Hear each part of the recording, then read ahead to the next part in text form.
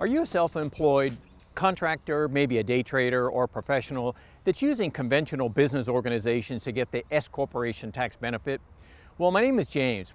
Well, let me just talk to you about this here for just a moment because it's really important. Many of you guys have been using these standard business organizations, these corporations and LLCs for dozens and dozens of years. And what does all this entail? All the Secretary of State filing. You have the directors, you have the managers, you have corporate minutes, you've got the corporate veil, you have the annual filings, you have the meeting minutes that you have to maintain, at least for the corporations. And sometimes people will think, oh, well, it's not that big of a deal, we'll just do all this, but really it's kind of like a Pac-Man. It just, little by little, they just chomp at you from time to time, all the time. And then, in addition to that, we've got a disclosure issue that goes along with all of the corporations and LLCs, because everything you put into that database for that Secretary of State all goes into their public database. And there's a million different companies like Open Corporates, that's just one of them that I'm aware of, that try to slice and dice all of your business information. So everything is online, you've got all these disclosures, and some people are okay with that, but you need to know and you need to stop and think about how much work this really is. Now, I'm here to tell you that there's another way to do this. It's a secret way. Some people say it's secret, but it's been around for hundreds of years, and it's called a business trust company. You can use that business trust company, you can get that limited liability, you talk about that in a moment, and still file those 1120S forms with the Internal Revenue. Now, here's something that's really important you need to talk about, and that is sloppy verbiage. People talk about S corporations as if it's one thing. It's not. It's two in one. First of all, you've got a business organization. Those are corporations, those are LLCs, and those are business trusts. The next part of this is that you have your income tax classifications. And in this particular situation, we're talking about Subchapter C and Subchapter S of the Internal Revenue Code. And so any corporation, LLC, or business trust can take advantage of Subchapter C or S. So it's not one, but it's actually two different components. Now, a few states are saying, oh, well, we've got your anonymity covered, and promoters are talking about this anonymity, but it's really kind of misleading because of the fact that you still need to do registration in Wyoming or Nevada.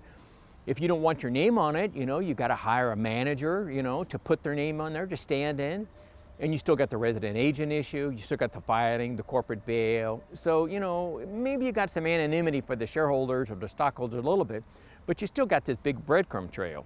In addition to that, we also have something now called the Corporate Transparency Act. So FinCEN, Department of the Treasury, has now decided that they want to have all the information on the beneficial owners of these corporations and LLCs. It's going to tie into your bank account as well. So this is one of the other obligations that comes with running one of these conventional business organizations.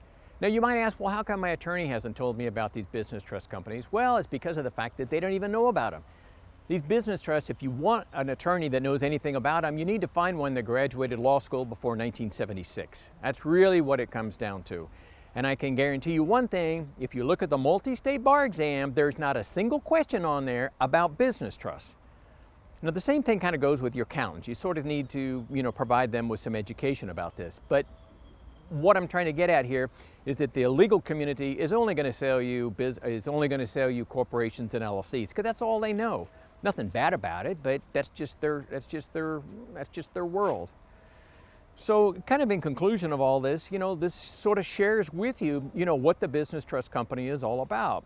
And the business trust doesn't have any of those handicaps that you have with those standard business organizations. There's no business identity theft. I forgot to mention that on the LLCs and corporations, because what we've seen is people will go and hack the account that you have with the Secretary of State.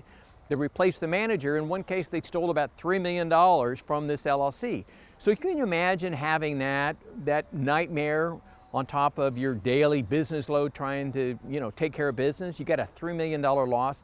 And of course, Secretary of State, the attorneys, everybody else is pointing their finger at each other. It's not us. So that's something else that goes along with those standard business organizations. But see, we eliminate that with the business trust.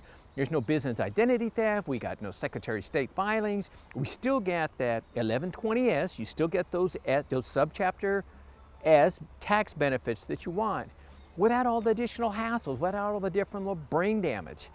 Okay, isn't privacy what everybody's interested in these days? Has been for some time. We're talking about personal privacy, talking about digital privacy. Well, what about business privacy? You know, your assets, it's nobody's damn business. I mean, if you want to tell them, that's one thing, but you don't need to broadcast this on the internet. Anyhow, if you'd like to see some more information, we got a YouTube channel with a lot of education about these business trusts and how you can use them. Don't take my word for it. Go check it out. And then if you're interested in one, we have an e-seminar. It's got all the instructions, how you can put it all together yourself. And that's it. So thanks very much for watching.